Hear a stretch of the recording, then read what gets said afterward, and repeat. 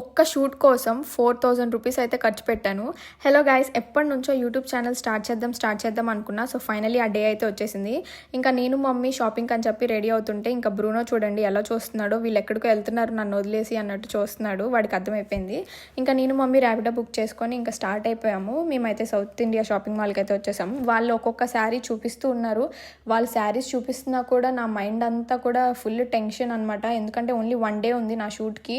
So నేను ఎలాగైనా శారీ తీసుకొని బ్లౌజ్ అయితే స్టిచ్ చేయించేసుకోవాలి. నాకేమో ఈ పట్టు శారీస్ అస్సలు ఐడియా లేదు. నేను ఎప్పుడు ఫ్యాన్సీ శారీస్ తీసుకున్నాను కానీ పట్టు శారీస్ అసలు ఎప్పుడు తీసుకోలేదు.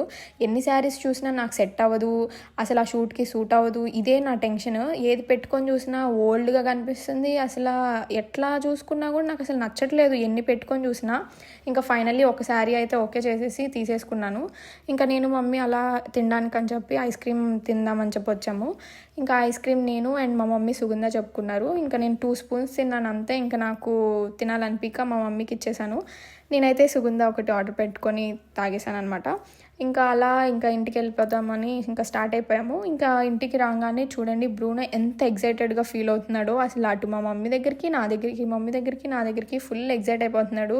ఇంకా వదిలేసి వెళ్ళిపోయాం కదా, సో అలా ఎగ్జైటెడ్గా ఫీల్ అయిపోతున్నాడు అనమాట. ఇంకా బిల్లు 4000 అని చెప్పా కదా, సో నేను ఆల్రెడీ ప్రమోషన్ చేశాను. నాకు కొంచెం డిస్కౌంట్ ఇచ్చారు వాళ్ళు, సో హ్యాపీ. అండ్ నేను ఏ శారీ తీసుకున్నానని చూడాలనుకుంటే wait for the next video. Bye bye.